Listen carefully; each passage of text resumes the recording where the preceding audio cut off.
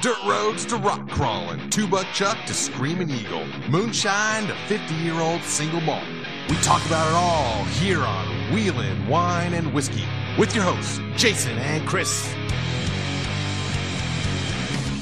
Welcome to Wheelin' Wine and Whiskey in the home studio, episode 152, and we've got a special guest, Chris, here. Yes, we do. This evening.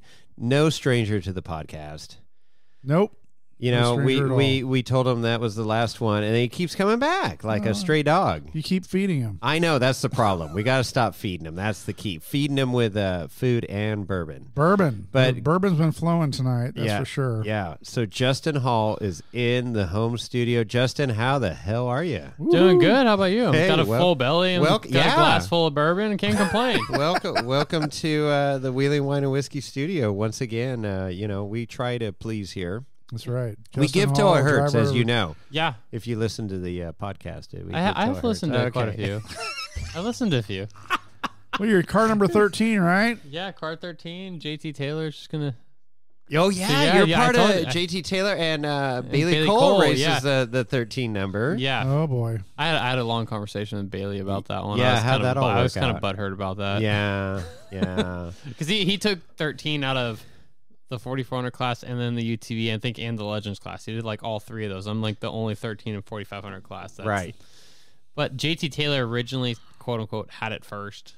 I'm going to say no, but... Well, he's one of the OG. He is one of the OGs. The OG. Like I won't take that away from JT. JT's a badass American hero. He's card carrying too. Yes. Yeah. Just so you know. Card carrying badass American hero. Yes. JT's probably the most legit guy out there. Well, we just had him on the last episode, 151. 151. Right. Yeah. Ooh. That's like rum 151. It was. Bacardi 151.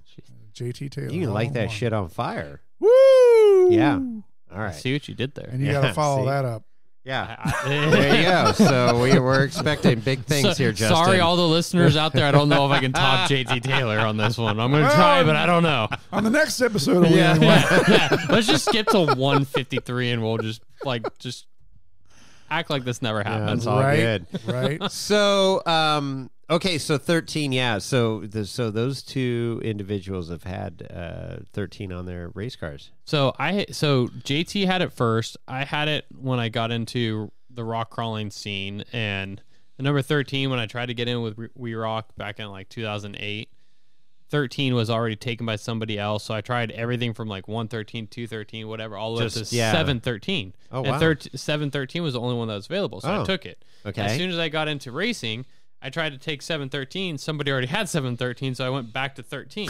Oh, so nobody had 13 at that time? No. Well, they never had it in 4500 class. Got it. And in 4500 class, I rocked 13. The first like Ultra 4 event I did, JT kind of like looks at the car number, looks at me, and I'm like sitting in staging, and he's like, "You're 13, you better do good." And at the time, I had no idea who the hell he was. I'm like, "That's weird." Like, whatever. This big guy, bald-headed mustache guy is telling me you better do good. Okay. And then like once I figured out who it was and his number, I'm like, "Oh, like he was saying like I better do good because I had his number." Right. Then I've ran his number for the past 7-8 years. And he was always one of the, like, I think he was part of the OG 12. Yeah, 13. Yeah. They call it the OG 13, but it was really only 12. Yeah. Yep. And the search is on for that shirt, by the way. Yeah. Oh, yeah, that was kind of interesting. Anyway. I don't know where you're going to find that shirt from. Yeah, you're just throwing fucking shit out into the wind there, Chris. Just saying. With no context. Yeah. Well, so JT had shirts made for the OG 13. And only 12 showed up. And so everybody got a shirt. So but there's like one missing. There's a mysterious shirt somewhere out there. And if somebody finds that Dave shirt, Cole has it. You know, Dave has to have it. If somebody has that shirt, that is a piece of Ultra 4 memorabilia right there. Oh, big time. It might be worth $25. Yeah. I'd say at least 30. 30, 35? Yeah, at least 30. Can I get 40? At least. I'll give you 50 right now. But yeah. So JT had the number 13 back all the way back to like the XRRA days. Yes. I don't know. I'm assuming he Going way talked about back. that in the. No. We didn't go. Oh, you guys didn't get that into it? We didn't talk about everything that's been talked about. We did. Okay. We did a whole. You'll listen to it. We'll get to that. It's a good podcast. Yeah. You need to listen to Wheel and Wine and Whiskey. We got some good content. I listen to it every now and then. Okay. We've All right. interviewed- Just we've like interviewed just a like few once or Now twice. that you got a new shop with a great stereo system, it sounds really good in there. Oh, we'll get to And that one. by the way, Chris, our stickers are up in the shop on the lift. yeah, Are they? two of them? Nice. Yeah, two of them. Are they the big stickers or just the standard sticker? No, big. It's standard it's like 4-inch. a standard one, but then there's also like one of your magnetic koozies on there too. Nice. Justin can't handle more than a 4-inch sticker, so that's what we gave him. Yeah, He only handles 4 inches at a time. So Yeah. Live my life 4 inches at a time. we're gonna get him a banner. We'll get him a banner for the shop. Jesus. Okay. All right. It's already going off the rails. Would you Welcome expect to anything Wheeling Wine and different? Whiskey. So let's get into racing and this past year has been eventful. Yeah, And I guess we go back to the Hammers. That's right. that's probably the Hammers is where we left yeah. off. That probably because the last episode we did was right before Hammers, before prepping for Hammers. Hashtag KOH prep. Kevin Yep. Jones X Racer. Hashtag Ultra 4 Jones. All right, so let's Do you go. have a sound for that, Chris? We No, should. I did. I just did the sound. What, X-Racer, Kevin? I don't, Yeah, We've said it so much I need to do a sound bite on that. just an echo. handle the Torques. Exactly. Oh, that's a good. I love that one. I We're- like that one. That's a new one. I haven't heard. No, that one one's yet. been. See, you don't listen to the podcast. I do we listen play to that one all the time. Here we go. Here we go. We Wait a just minute. caught him. Out. We Call just me caught him. out. Uh-oh. Here's another one for you. This is a good one right here. I like this one. Fortunately, I keep my feathers numbered for just such an emergency. You know who that is? No. You don't know who that is? He's too No. young. How old are He's you? too freaking 34 young. or 33. 33. And you sorry. don't know Yeah. who that is? No. Foghorn Leghorn. Oh, fuck. Looney Tunes. Come on, man. Looney Tunes, Foghorn, Leghorn, the Rooster. I know but that's even older than us. I know Looney Tunes. I know, like, but I that's just don't know Looney that Tunes. one. I was like You didn't watch 6 cartoons? I as did. a I was like kid? 6 or You 7 didn't have a when that was TV? like. Oh, he'll know this one. He'll was know. Okay, Four. here we go. You got this one? What's that? What That's cartoon probably- character is that? That's like a 2JZ bouncing off Rev Limiter right now, or a turboed 1J, one of the two. That's our Toyota banging off the rev limiter one. 1JZ, 2JZ is a Toyota. Exactly. It's It's fine. a 22R or That was something not a like that. 22R. There's no way. 22R floats the valves. Yeah, it would be. Boom! That was like Rev Limiter. That was not We, floating valves. He's used to Suzuki, so you Well, but know. he's got a Toyota drivetrain. in his- yeah, his- my I trail rig know. does have a 22RE in it. But you're a Suzuki guy. Yes. You and Amber. And who else do we know that's Suzuki Samurai driver? James. Samurai, Yeah, Samurai James. James. Yeah. Lady Lady Samurai. That's right. We got other friends that have samurais. We got a lot of samurai following. Well, We're okay with samurais, No, we're all right. you know, but Toyota's. I feel like you guys still judge on samurai. So No. Being Jeep I don't. people. I don't. Being Hey. Jeeple. I You guys do. are Jeeple. No, Jeeple, we really. no. You know, Not like J.L. Rodney, but you know. No, but Chris, you're a Jeeple. I'm a Jeeple. You're he's a a Jeeple. cheapo. Jason at least has a buggy. I have a buggy, I'm a but I'll Dodge tell you what made me a samurai believer is watching Amber wheel, and just freaking send it in this samurai, and then watching you wheel at Hollister up some crazy fucking goat trail. So I'm like, you know what, That you samurai. couldn't I've never follow. been against samurais. You couldn't follow me. I'll tell you one of the first samurai experiences I had was in Hawaii, in Maui.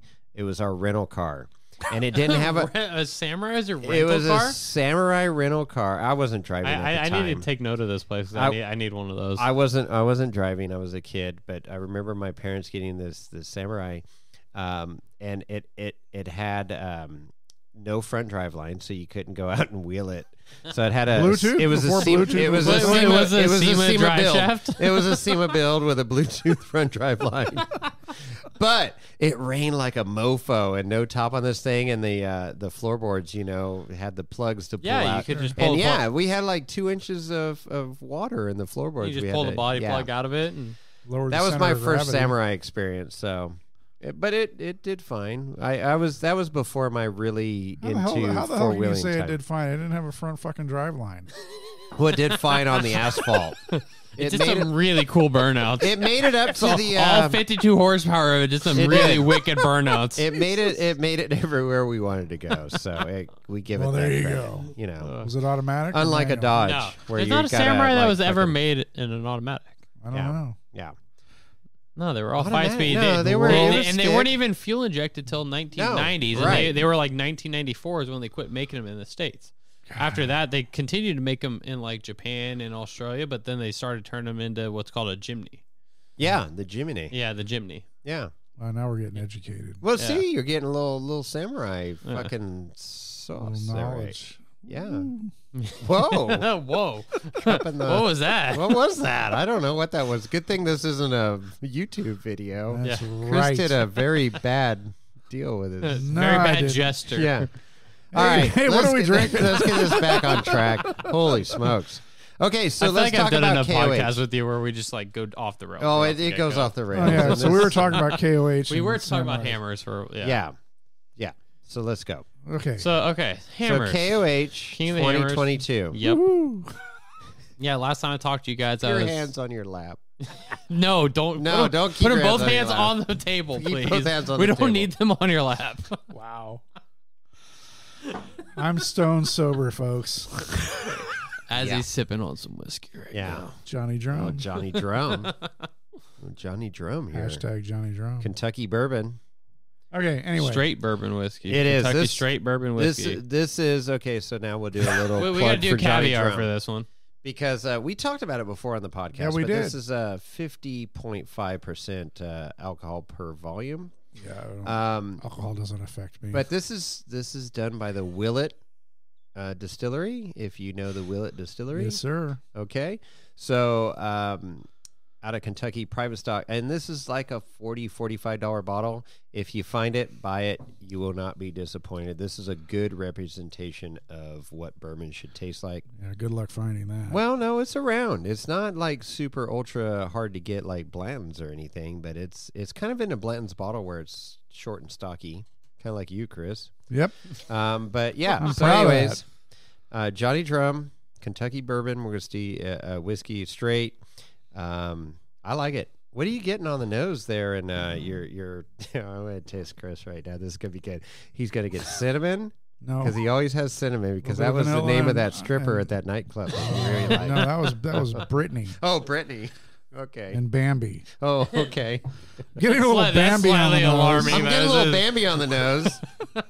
Jeez. No, I get vanilla and some clove. I always get clove. Oh, in my- clove. That is a good call. I do get the clove. Justin, have you tried this I yet? haven't tried that one Oh, yet. No, I'm pour still yourself a little. I'm still something working on. there. I forget what I had. It was the smokehouse from Minden area. Smokehouse. Your Super Smoke good. wagon. smoke wagon. That's what it was. Smoke wagon. The smoke wagon. Yeah, that's what I'm drinking Smoke right that now. wagon. Yeah, no, smoke Yeah. wagon's solid. Can't I go love wrong. smoke $35 wagon. bottle. Does Yeah, that- it was like doesn't $34.99 is disappoint. what Yep. the price tag Yeah, was on the it. entry level smoke wagon all day long. Great,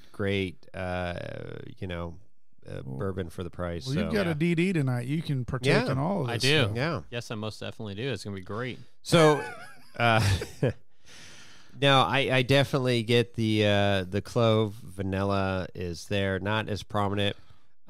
It is a little spicy. It's not like crazy smooth like Old Elk or No, it's not some of the smooth others, drink. but it is a good representation of what a bourbon should taste like. It's got a flowing heat. Yeah, it is an even. That's a good flowing. I like that flowing heat. I'm coming up Flowing with new heat. shit. Yeah, you That's are. good. You've been educated down there. I'm coming up with all sorts of stuff tonight. It is. Yes, we got a good one that's coming up. I don't know if we're going to air that. Are we going to talk about that? I don't know. We'll see. I sure Okay. hope we talk about. We got that to at talk some about it. It's point. not bad. It's pretty funny. But let's stay focused. Stay focused. Wow. Focus. This isn't the Mike and Max podcast where we're just going to go off on a crazy Squirrel. Squirrel. Shiny. That's shiny I over had there. to reach out to Mike this week because they didn't my drop precious. a podcast, and I'm like, dude, are you guys alive? Is everything okay? It's my precious. So everything's good. Precious. My precious. But anyways, so all right. Hey, and we got a shout out from the Seven Slot Society podcast. Yes, Oh, right. that's cool. Yeah, he's great. I love him. You don't listen to that podcast either. No, he doesn't. No. He doesn't. don't listen to Justin ours. doesn't. No, I don't listen to But anybody's it's a Jeep podcast. podcast. Yeah. 7 Slot Society. You know, If there's a the grill. Suzuki podcast, I'd probably listen to it. If is a big word. Well, you and and Amber should start one, start a Suzuki podcast. That Probably would be could pretty do good. that. Couple Can Ultra we 4 drivers. Can we borrow some of your equipment? We could set you up. We just sold it.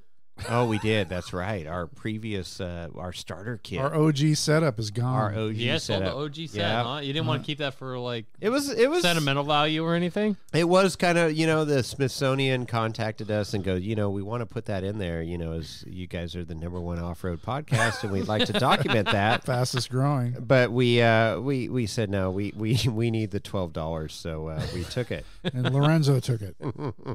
Fucking Lorenzo. Yeah, greedy guy. He's over there. He's over on the windowsill. Yeah, right he's now. just What's he's he just- doing? He's just checking out the scenery in Yeah? your backyard. Yeah. He's just basking in the glory of your Okay. backyard. He's Yeah, controlling right the on. board, making sure the audio is right, and Yeah. making sure that Yeah. we can hear Justin, and You know, All because right. I now have a headset now. Yeah, you have a headset. I do He have a demanded. headset. He demanded a headset. what happened to Justin? Yeah, he's gone. He I, gone. I He disappeared. That gone. was weird. He gone. So odd. Lorenzo, knock it off. Stop fucking with the board, Lorenzo. Jesus Christ. All right. Take the bottle away from him. We're like 20 minutes into this episode. And we gotta haven't get talked about focused. anything So, yet. Focus, King of the focus, Hammers race car shit. 2022, Hashtag race Justin car. Hall, car number 13. Racing, well, sort of, kind of had some issues. Oh no, I raced just No, fine. I raced just KOH fine. was great. Yeah, Well, I had issues at King of the Hammers, but You did have issues. But I still raced just fine. I know you did. Yeah. It was kick ass. Yeah, I did all right for the situation that I had Yeah. handed to me. You were not happy when we walked into No. your pit. No, And I we could were, feel we were in the tension. we were in the process of like tearing in the motor, trying Yeah. to figure out what was going on with it. And I felt for you, man. I was like, oh shit, this It was ain't good. just right after qualifying. Yeah. Yeah. Yeah. And it was windy and shitty and Yeah. dusty and Yep. well, All of the that above, was- It's just- which is pretty typical for Hammers. Yeah. yeah, that was crazy day. That was Wednesday, right? No, Tuesday. Tuesday. Was it Tuesday? Yeah, it was Tuesday. Tuesday. Yeah. And anyways, yeah, we went and visited you after seeing D-Mill with the welder and ex-racer Kevin Jones That's and stuff right. in their camp. So you're at your typical camp at the end of the row. You got a great little spot there. You had a killer camp this year, by It the was- way. it was You pretty- were you were enclosed in pretty good. Yeah, we so- didn't know how to get in. We kind of felt like we were going into Camel's camp, actually. Right. because So I had Exactly, pretty right? tight security there. I had my pit area, and then my crew chief was racing UTV. AJ, he was like I said, racing a UTV class. So we kind of shared two pits right next Yeah. to each other and like made one big ass compound, which is really cool. It was cool. Yeah, it worked out pretty well. That fire pit had a lot of stories to it. Oh, and, that fire pit.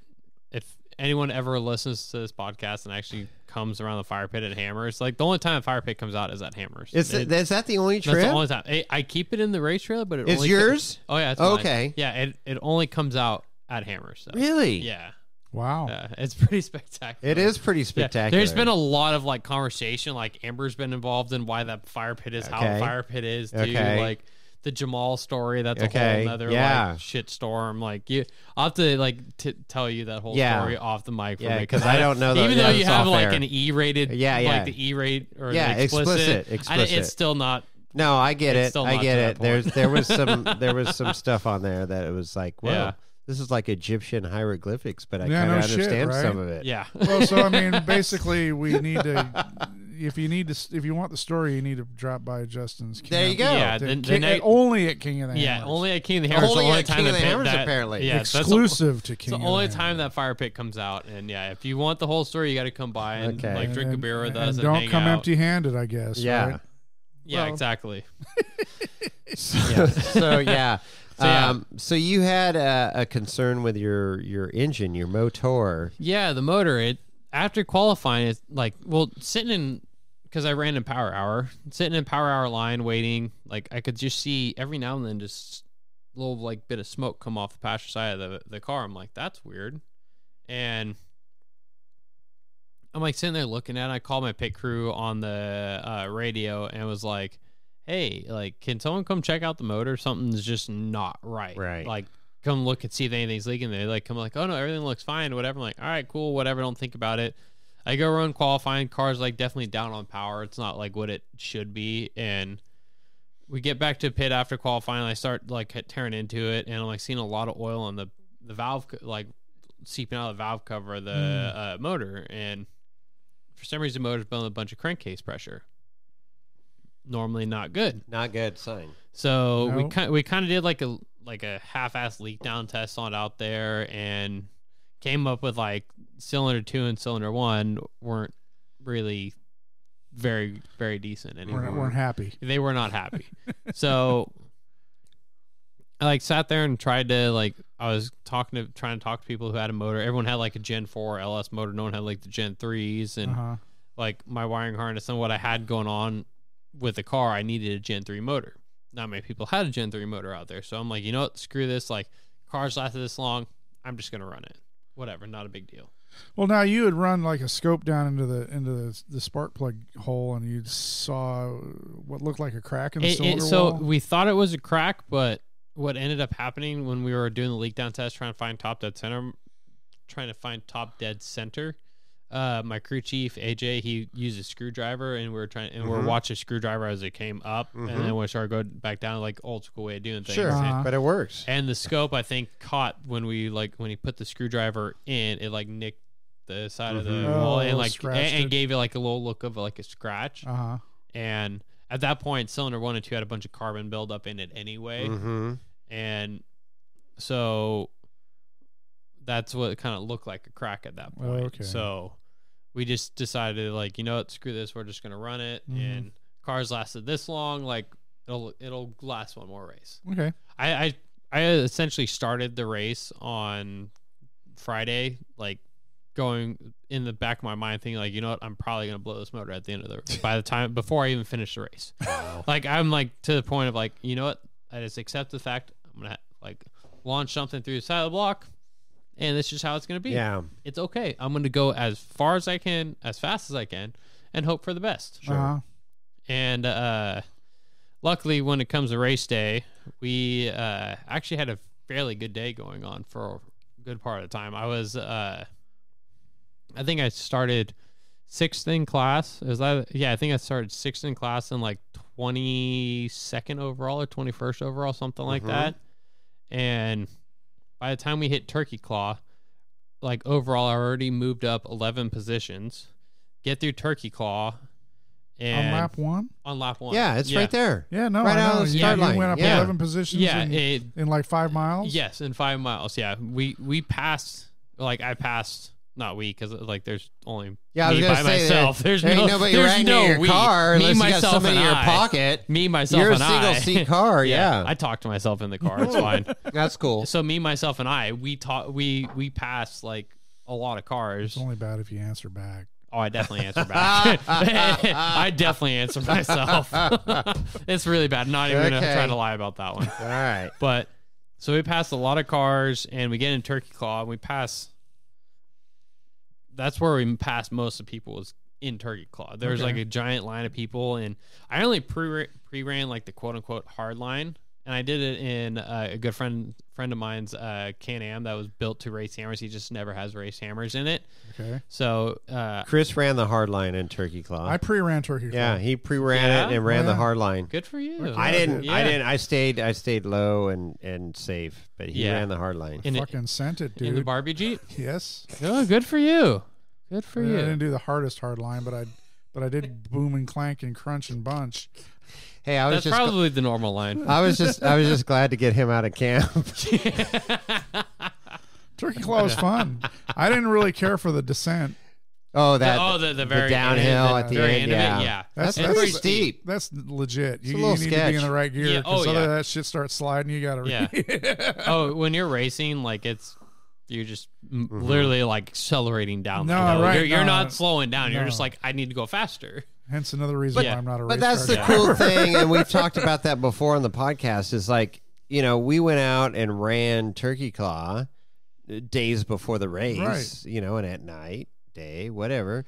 And it's super cool that knowing that, hey, you watch it on the live feed, and here's all your favorite racers doing the same lines. Yeah, going to the same spot you were just at, like they're going the night before, a hell of a lot faster than we were. But yeah, it's just cool to see. So that's one of the neat aspects of hammers. Took us 2 hours to do it. It took them 5 minutes or 2 minutes or took you 30 2 seconds. hours. Yeah. Oh, I was probably in and out of Turkey Claw in about like a minute and a Yeah. half, if that, Yeah. just because I was sitting in traffic. Well, we wanted to take our time and enjoy the scenery. Yeah. So we There was a dude.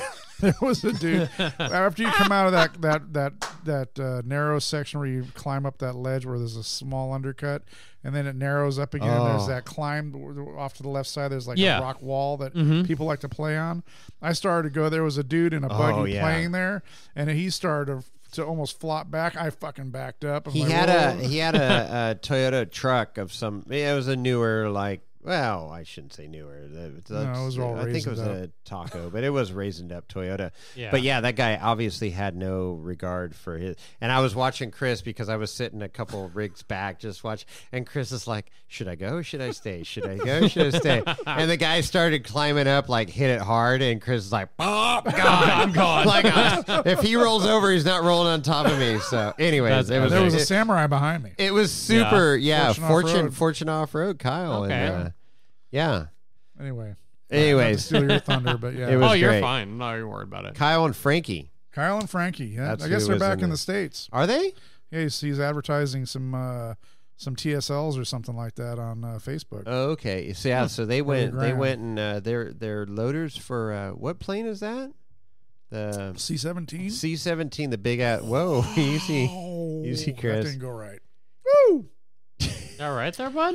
I'm good. You need a napkin? No. You good? Anyway, they're back in the state. They're loaders okay. for the C-17 I'm gonna Air, talk to Air them. Force. I Yeah. feel like the Johnny drum. Drum? Got to him a little bit. Yeah, it pounded on his drum. Quite Yeah. wasn't ready for that. Anyways, so yeah. So they're back. I got to get in contact with him again. Yeah. They were cool. They were cool. Couple cool Yeah. dudes. Another samurai guy. Samurai guy. Samurai. Yeah. Yep. And Nice. he wheeled that on what, 33s or 31s? 31s. No, 33s. I don't know. People- They You're were- talking like an inch and a half difference. Yeah, here. it Well, I was know, like- but it was let's funny call 'em because when 32s. at the beginning at the beginning of Turkey Claw, we were waiting for some people to clear out of the way, and they were right behind me, and there were spectators up on the sides, which was I'd never seen before. Yeah, there were spectators during like just rec wheeling Well, day. yeah, because everyone's like, "Oh, Turkey Claw." We're I gonna know, but race that through just that. blew me away. That's how Yeah. busy it was out there Oh, it this was year. insane Because amount I'd of never people. seen spectators during No, rec day. no, when just not on- average Joes are going through Turkey Claw, and Well, these that people are trail's out there never been going. run, though, well, right? there was a lot of people camped there, so I guess that was a True. kind of a cool place to go. Like, but it True. was. It wasn't like backdoor or anything. No, but it was so Or funny CT. because John, those Oh, two yeah, or guys, Talk of Frankie, Thunder, CT. Frankie and what was the other guy's name? Who? Frankie and what? And Kyle. Kyle. Kyle. They heard somebody Kyle. in the spectator area say, "Oh, that samurai's Yeah, never samurai gonna make ain't it." gonna make it. There's a lot of haters out A lot of there. haters, and they did just as great as I did, Yeah. man. Brrr, just motored on up. If I not mean, better. no big deal. If not They better, probably because did he's better. a samurai, Yeah, not a whatever. Jeep. Well, Well, I had a spotter. I had. Why'd you have a spotter? Through because Turkey Claw, why? because I need a spotter. he was taking all the hard lines. At least it wasn't Phil. Oh, it wasn't Phil. Yeah, Phil's a bad spotter. Terrible spotter. Yeah, we had Ray. Ray was spotting me, and Oh, Ray did? Jason's like locker, because I didn't have my front locker on, Oh, so I was yeah. having trouble on that undercut, and I kicked it on. No problem. Mm. Right I where wanna do the where whole Lauren trail, no Healy got lockers. all stuck? Right there. That's where. Yeah, that and he just like straight up pimped it, right? I actually went on where JT passed, or Raul passed Where JT. Jason Shearer. Oh, sure. Yeah. Yeah. No, I didn't. He just did some straight up cool guy line. I would was. have shit my pants. It was. Yeah. No, it's good. I'm glad he made it out there. So anyway, Yeah, he didn't really stay long last year. well, He had some shit come up. I stayed the whole trip this past. Yeah. Past, I, And I know, like I all say, like we were 10-9. talking about, you guys wandered in my camp and things weren't going too well for me. No, we- Didn't get a chance to really hang out with you guys that we much. saw your camper, and we saw the rig, and then we saw your dog with the cool goggles on. And Yeah, did you? I never saw the photo of that. That never Oh, it's came on super your. cool. Did I take a picture? It was either of that? you or I took a picture. I got a yeah, I picture. think of Chris I'll took send the it to One you. of you picture. guys did. Yeah, we need to put that on the gram. You guys never did. You said you were gonna do it. Lucy? Yeah, Lucy. Yeah, Lucy, cool dog. We'll post it up. Yeah, she's rocking And some I'll- really bitchin' Yeah, goggles. right. yeah, it was cool. Okay. I'll send you Yeah. the picture too. All right, so let's talk about race day. Race day. Race day. You Yeah. didn't know if you had a crack in a cylinder wall or Yeah. not.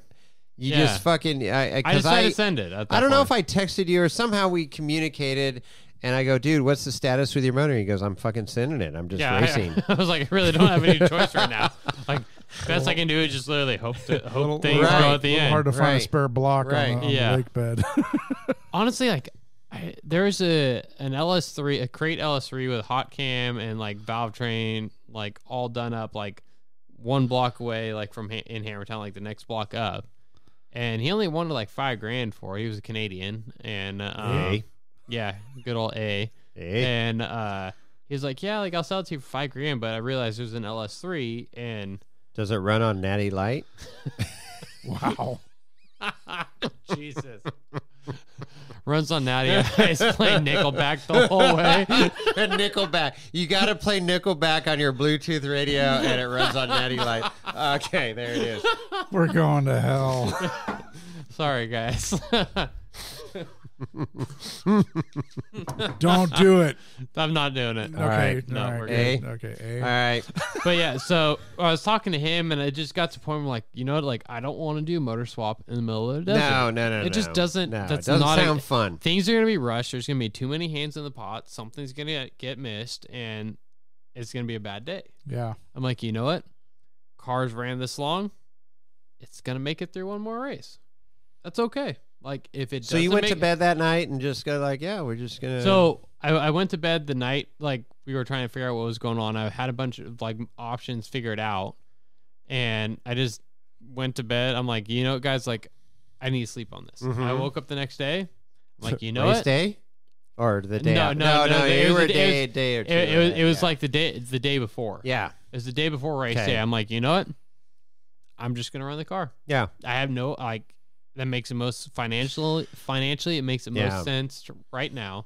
I'm not gonna spend $5,000 in the middle of the desert and hope that a motor is gonna fix this problem, like fix things, and hope that I'm gonna get the car back together. Because it's doing a motor swap in the middle of the desert is not easy. No. And like I just didn't want to deal with that. Although you are in Hammertown, that's got everything. But yeah. Oh, like we could have. It could have happened. It could have happened. I just didn't want to do it. It was feasible. I just didn't want to do it. No, I hear you. At that point. I wouldn't. Like, I get, you know what? I'm not going to deal with it. I'm just going to run the car. Not even think about it. You know what? Like, I had a couple of my pit crew guys come up to me, and they're like, you know what?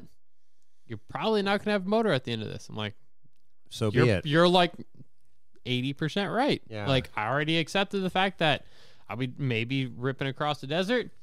Sure. A rod may try to escape outside the block. I don't know. Like, you know what? I've come to terms with it. I'm okay with it. I'm at peace. Like, you know what? Like, it's okay. Like, what's going to happen is what's going to happen. So, how many races were on that engine? Almost 3 seasons. Wow. Yeah, almost 3 seasons. Like, Josh West, like, he originally built that motor when he was doing his own thing at 208 Motorsports back when he lived in Idaho. Then he moved to Southern California in Hesperia, and he at the time he was working for CBM when he tuned dyno tuned my car. But now he's off doing his own thing again, which is really awesome. Like super stoked for the guy. Like he's finally doing like what he wants to do. Right. Like he's on his own terms. He's doing his own thing. Like wiring, tuning, all the above. He's been a huge part of the success that I have had in the racing industry because when I first met Josh, he like didn't know me. I didn't know him. I was just some random kid that Dave Snyder I called Dave Snyder. I'm like, hey, dude, my car's running like shit. I need somebody to tune my car. This is my first buggy, and yeah, he came over to my car, and that event I ended up winning, and then Josh has been with me ever since. Perfect. And so he built that 383 stroke that I had, and like I said, it lasted 3 seasons long. Yeah, and I have no complaints with it whatsoever. So 3 race seasons is like what 100,000 miles on a regular car or something. Probably more than that. Like even though it's probably only like quote unquote like 300 to 500 miles of like actual like driving, it's a lot of time on a race motor. Like it's brutal because our cars are living at like 6,000 like 6,500 RPM every day, wide open throttle. Yeah, all the time. So we're not easy on our race motors. Like I'm lucky I got that long out of it, to be honest with you. And so race day comes along, like line up next to a Legends class car. I started like 22nd, I think, and like it was just did my normal thing, like just take off the middle of the desert. It was stagnant air. Here we go. There was stagnant air, no wind, No, no so nothing. bad. It was it was probably the worst. It was the worst race course as far as like brutalness that I've ever had. Like, one, I couldn't see past like the middle of the hood of my car because of the dust. 2, the trophy trucks ran like 2 days before we ran, and like it was beating the shit out of literally beating the shit out of me. And it got to a point where I can't slow down, because if I slow down, somebody behind me is gonna like rail into the back of me. So like, you know what? Like JP. I gotta drive the car. Wow. Sorry. No, like it's true. Well, it's true. It's 100% true. You Like, gotta keep moving. As a driver driving in dust, you don't slow down. You just like, sure, I'm probably overdriving the car for the stuff that I can't see, but I'd much rather overdrive my car, because I know my car will take that kind of a beating. Sure. I don't like doing it to it, but I know it'll take it. I'd rather have that situation than someone rail me from behind because I'm doing like 20 mile an hour when they're doing like 40 or 50. And that's true. Like I did like 50, 60 mile an hour through stuff that I probably shouldn't have been. And I get into pit 1 the first time, like whatever, we do a quick splash of fuel because I only have a 22 gallon tank, and I wasn't going to make it back around to pit 1 the second time on 1 tank of fuel. So I take a quick splash, whatever, keep hauling ass, like come into pit 2 or pit 1 the second time. When I come in the second time, like my pit crew was, I knew I had a couple issues. Like I had them check one tire because I clipped a rock pretty hard, and I was like pretty sure I had a tire going down, which I didn't. And but I thought I did, but I didn't. I was having a lot of smoke coming out from the car, building a bunch of crankcase pressure, which before the race I added a second or a third vent line off the valve cover to help vent as much like crankcase pressure out as I could, because it was building a bunch of crankcase pressure. So I added a bigger vent line out of it, and it was still building a bunch of crankcase pressure. I kept seeing smoke, so we just wanted to make sure we all the oil was topped off, whatever. When I come into pit 1 the second time and we're doing all that, like my buddy comes up to me and goes, "How you doing?" I'm like, this is beating the shit out of me. Like, I am not having fun right now. Oh, no. Like, I do not want to be in the car, but like I have to, because like it's King of the Hammers. You don't just quit. I was like, I do not want to be in the car. This is not fun. Like, I'm getting the shit beat out of me. This is nothing about this whole first lap is fun. Wow. So whatever, like get through that. We go towards back door, and there's like that bypass the back door, and I don't do bypasses, so like I think dropping back door is faster. Oh, you did? Oh, I drop back door every time. Oh, wow. So drop down resolution. Like I come like there's a Legends class car in front of me. He turns out, I'm like, whatever, cool. Like you're a little pansy, like no big deal. Like I drop back door, and then as soon as like, I'm like just right around the corner, I see him just like in like the quick side mirror, just dropping into like probably a quarter mile away from me. I'm like, yeah, okay, I picked up a lot of time with this guy, cool, whatever. And get through main pit, go around to pit 1 for the third time, take another splash of fuel, do a good fuel stop there and good pit stop there. And then I take off out into Spooners, because I go into Spooners first and doing like the whole like Spooners outer limits. And then before I come back to pit 2, it was Spooners outer limits, then Aftershock. Then around one of the new spots, I forget what it was called, but we went around this one spot before we came back into pit 2. Okay. So get into Spooners, like I follow a couple rigs through Spooners, like cut up through the bypasses, like start, because I pre-ran all that in my trail rig. I pre-ran pretty much Spooners, the whole second lap of rock trails. I pretty much pre-ran the whole entire thing in my trail rig, just so I knew what I was doing and knew where like bypasses were, knew where cutouts were at, and did that. Clip through Spooners, get into outer limits. There's like a clusterfuck of rigs in outer limits. Really? I'm like, are you kidding me? So I'm like sitting here trying to figure out. There's like 3 rigs that are broken on like the normal lines. Then there's like a half-ass sketchy line that the guy's winching through right now, and I was like next up, and he's winching through, and I'm looking at it by my like I'm a single seat car. I don't want to get out and winch my car. Like no, that's horrible. That's a horrible idea. Horrible idea.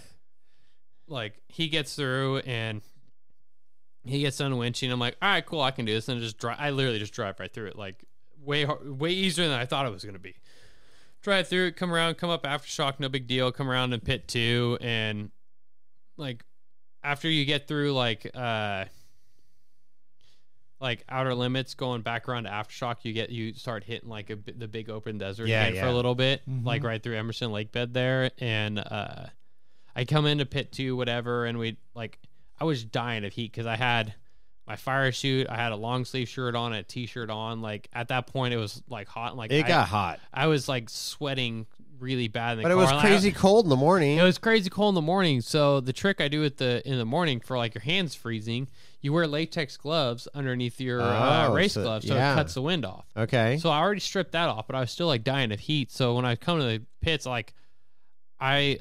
as soon as they started fueling, I let them get fuel. As soon as they're done fueling, I'm like bailing out of the car. I'm just stripping clothes off. You can't even get out of the car while they're fueling. I didn't want to take a chance of having any issues, so I just stayed in my helmet, fire chute, and everything. Wait till they're done fueling, and then once they started prepping the car, the rest of the time I bail out, and I start I just stripping down. I strip off and just pull off my t-shirt and long sleeve shirt, put the fire chute back on, jump in the car, put helmet on, and whatever. And they get done going over the car. There's a couple things they need to fix, and I was physically beat, physically drained, and I kind of look over at everybody, and they're all telling me get going. I kind of pause, and I just remember dude. No, I just pause and remember. I'm like, hey, this car's hurt, and the motor's not really running good, and this bitch still runs 105 mile an hour across the lake bed. That was I was impressed because the car was hurt really bad. It was not running right. It was down on a lot of know that car inside and out. That car normally does 122 across Emerson, and 105 was me flat footed into it. It was just not having it. Yeah. And I was like, the bitch still around 105 mile an hour. And my dad actually came out to the race for the first time in 4 years, and he's like, we don't fucking care. Get in the car and get going. Yeah. And whatever. So take off and start clipping through trails. I drop into Sledge, and there's a train wreck of cars, 18 cars. That's pretty normal. And by that time, right, I started 6th in class, right? Sledge was pretty nasty this year. Yeah. So I started 6th in class, right? And I see 1st, 2nd, and 3rd place car, which means I'm right there. I'm 2nd on correct time, because there is only 8 cars separating me from them right now coming through Sledge. I was doing pretty good. Apparently, at one point I was 2nd on corrected time. I had no idea about this. Whatever, not a big deal. Yeah. So pretty much everybody in front of me except 1 or 2 cars winched down Sledge.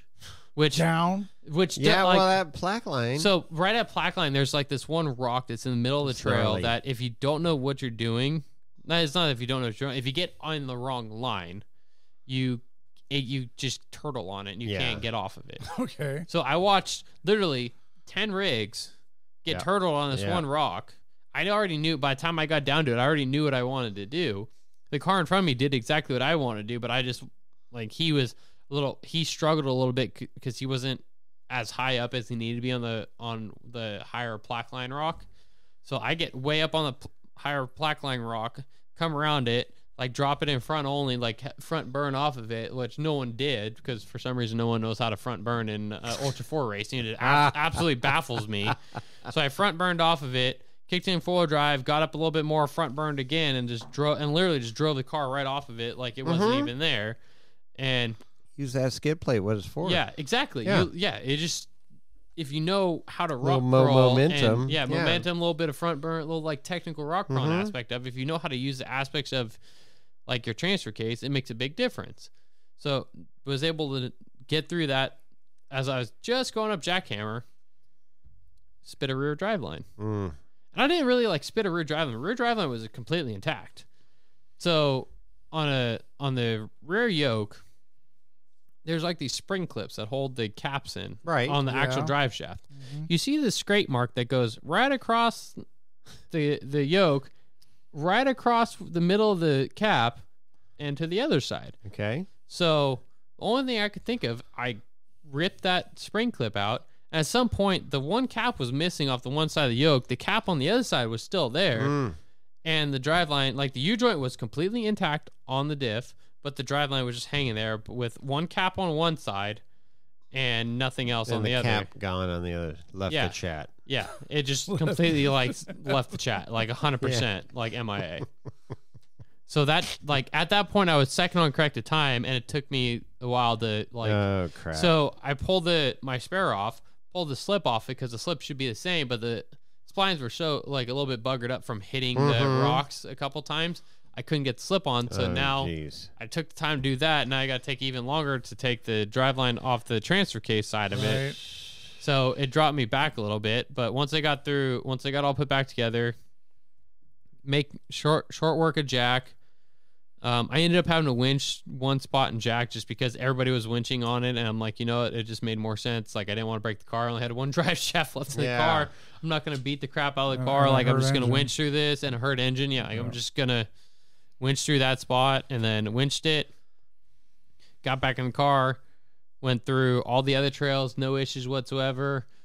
As I'm coming just on the backside of Clawhammer, right as you drop in a pit 2, my picker's like, you got enough fuel, don't worry about stopping here, whatever. Right as I get past pit 2, I start losing, my brakes start going away.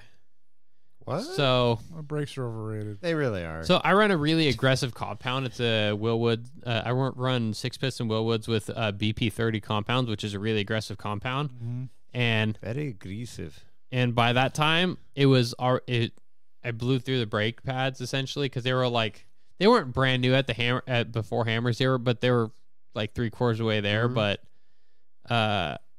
pretty much the rear brakes were almost metal to metal at that point. Yeah, I went through the brake pads just through rock crawling and all the trails where you're on and off the brakes so much. Wow. And so like I thought I had I cracked a brake line someplace, whatever, or like broke a brake line because I ran all stainless steel braided brake line. So I like shut off the rear brakes, and it got somewhat better because that was what the issue was. And I'm like, all right, cool, whatever. And I just left it with the rear brakes shut off because I've shut off valves for front or rear. That's cool. And you then can isolate. Yeah, I figured when I built my car, I figured it was the easiest thing to do. Instead of like getting out, change a brake line, just shut one. That's the a great whole idea. Rear end out, or all the front ones off, one of the two. Yeah. So I just keep going along. My brakes are just like completely garbage. Like even the fronts were garbage at this point, and like I mean, like clipping through a desert, like I can't go that fast because I can't slow down into a turn. So I'm like, you know, I just got to keep a consistent pace, whatever. Get through Clawhammer, get through the last bit of desert, drop down resolution with absolutely no brakes. And I'm like on the radio with my crew chief. I'm like, so how much of a bitch would it make me look like if I bypass back door? And they're like, you'd look like quite a big one. And I'm like, oh, wow. But I have no brakes. You already did it once. But I'm like, but I have no brakes. And they're like, we don't care. I'm like, all right, cool. So I'm going to drop back door and no brakes. Like, this is a conversation I had with my crew chief on the radio while I'm dropping resolution. And he's like, you got to do what you got to do to be fast. I'm like, all right, cool. Guess I'm dropping back door, no brakes. What do? Pull up the back door, like, I drop the first ledge, no issues. Come around where, like, the big rock used to be. I click in reverse just to slow myself down, and then I kind of jockey myself a little bit and back into first gear and just like down it with no brakes whatsoever. Literally, no brakes, down back door, no big deal. Drive all the way down. Shit. Just keep clipping all along, cross the finish line. I think I ended up 5th overall in class. Yeah, you got like bumped up after all the dignitaries sat and ruled everything out. Yeah, well, everyone took a couple or didn't stay in their VCPs, the virtual checkpoints, and I ended up 5th in class and like 20th overall or something like that, 21st overall. So hurt motor and no brakes. Yeah, hurt motor, no brakes. And you had to swap out a driveline. And swap out driveline. Still finished 5th in class. And that's awesome. Yeah, for the shitstorm that Hammers was for me, I couldn't complain about how things ended up. Literally, when we were talking to you, I thought your race was over with. You know, what who knew what was going on with the motor? And then you're just like, I think that, well, obviously it was hindsight, great decision to just race it because you finished well. You finished, and you wouldn't have done shit if you just would have said, okay, no, I'm not doing that. And who knows? Exactly. That $5,000 Canadian motor on Natty Light, if it would have made it across the finish line or not. Yeah. I mean, you just don't know. Yeah. You really don't know the chances you take on things like that. So I'm like, you know what? I'm not going to make any harsh decisions. No. I'm just going to run. That was smart. The car and run the motor and like just, you know what? If it works, great. Yeah. If it doesn't, that's okay. So be it. Yeah. Right. Nope. I at least gave it a valiant effort. Yeah. And luckily for me, the valiant effort actually paid off. Worked out pretty good. Yeah. Damn good. Yeah. Yes, sir. So fast forward to the next race. Next race, there's a lot in between the next race. I was so gonna after say. Hammers, like I pulled the motor apart Oh, that's right. and I forgot about that. Yeah. so I just pulled skipped over a whole bunch of shit. Well, I mean, I realized he rebuilt the motor. I didn't. It wasn't a rebuild. No, Like I when know. you say rebuild, It's a that's freshen. I didn't even really freshen it up. All I did was throw rings at it. So I pulled the motor. I pulled the tranny T case out of the car. Pulled the motor out. Pulled the motor all apart, checking things out. I'm like, you know, rings are probably shot because I did a compression test after Hammers, and cylinder 1 was at like 105 pounds, and cylinder 2 was at like 110, when the rest were at like 180 to 190. Like there was cylinder 1 and 2 were shot. Yeah. So Kind of like a Dodge. Wow. kind of, yeah. Essentially, if you want to just go that route, whatever, that's fine. I just accept and just roll off with what he talks his shit about. Whatever. But so, pull the motor Such a apart. hater. Pull the motor apart and start going through everything. We end up like dingle ball honing the cylinders and throw new rings at it and hope that would get me by for at least another season, or at least through the rest of the season. Excuse me. And so we put it back together, put it in the car, get the transmission back in, transfer case back in, start adding fluid to everything, adding fluid to the transmission, and then all of a sudden it starts puking tranny fluid out of the rear housing of the transmission because like I didn't catch that there was a crack in the housing. It looked just like paint peeling back, so there's like a random crack that went from the one bolt where the 205 adapts or bolts to the back of the transmission, and it's literally cracked like 3/4 of the way down and just starts puking fluid out of it. And so I pull the tranny back out, take it to the builder and say, hey, like get this, like we need to swap cases over, blah blah blah. So because I had another case, so I put all my good 300M internals and like drum and like machine, like the machine drum, all that stuff into the new housing. But that took quite a bit of time to do that because obviously it was like a spur of the moment thing, like, hey dude, like please fit this in where you can. Like I'm in a hurry, but do it now. I dropped it help. off. I dropped it off on like a Monday and I got it back that following Saturday. Wow. So I got it all back in that Sunday. And then Monday, I go to fire the car, like have oil pressure, whatever, drive around the block, drive it right around the block and get right back to the house. And thing just quits on me out of nowhere. Oh, Loses oil pressure, whatever. I fought for 4 days to figure out what it was and figured out that the oil pump, the relief valve in the oil pump was clogged up, and not sure what clogged it up, which I'm sure now, but at the time I wasn't sure. But pulled the whole front of the motor apart. Like I went through like 3 different O-rings on the LS because that's the biggest thing on the pickup tubes at LS. The O-rings, if you don't have the right O-rings, they won't hold enough. They won't seal and won't pick up a prime to be able to pull oil in the oil pump. So I tried like 3 different oil rings, tried a bunch of different things, and each time I'm running the motor like 10 seconds at a time with no oil just pressure, like just trying different things, and like that's scary. It's absolutely terrifying.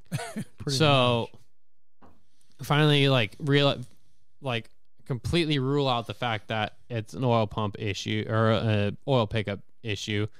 So then, pull the front of the motor apart, pull the oil pump apart, look at it, start Josh was walking me through this. Josh, the same, West. Josh West. Yep. He was walking me through it, and like I was sending pictures. He was walking me through the whole situation and whatnot, and he like walked me through the whole thing of how to pull apart, and we pull apart, and he's like, "Well, what's this over here?" On a picture. He goes, "Well," I'm like, "This is this." He goes, "Oh, it should be up higher." He goes, "Okay, that's stuck." So I like use the screwdriver, pop it down, and he goes, "Yeah, that shouldn't do that." So I pull it out, look at it, there's like a bunch of like something, I don't know what it was, but something was on the piston of the relief valve.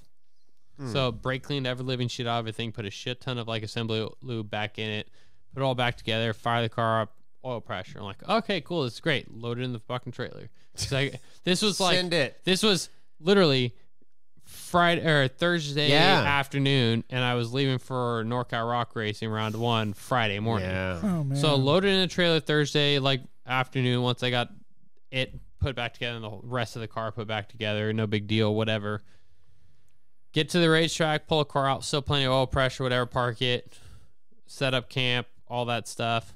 Drive the car to the tech line, plenty of oil pressure, no issues. Drive back to camp, no Good. issues whatsoever. You're feeling good. I'm like, things are great. Like, Yeah. I finally like, I've caught a break. Like, yeah. like life's good. Like cars go oil pressure. Things it's like you're driving a Ford, just super confident. I'm like, things are good. things are great right now. It's good. Wow. And There we go. yeah, you like, I just don't even acknowledge it anymore. You just can't. Yeah. But so I go out for practice Friday evening. Like our practice was from like 4 to 4:30. Mm-hmm. I let like a couple of cars go out, like the couple of 4,500 class cars go out, just so I wasn't like in the line, sitting there in a lineup waiting for people. Sure. Because when you first put rings in, you need to like get in the car and like rip on the car to seat the rings. So I'm like, I don't want to be sitting idling in a line. I'm like, let a bunch of cars go, whatever, cool. Like cars go out. I'm like, all right, I'll suit up, then just get in line, like fire up the car, back out, go to the place where they do the staging at, pull right on the track, start ripping in the car. Car feels great. Like all the power in the world, things feel Feeling great. good. Things feel great. Get like a quarter lap around, like, things feels a little down on power. Like whatever, downshift in the first, power comes back up. I'm like, all right, cool, rip first.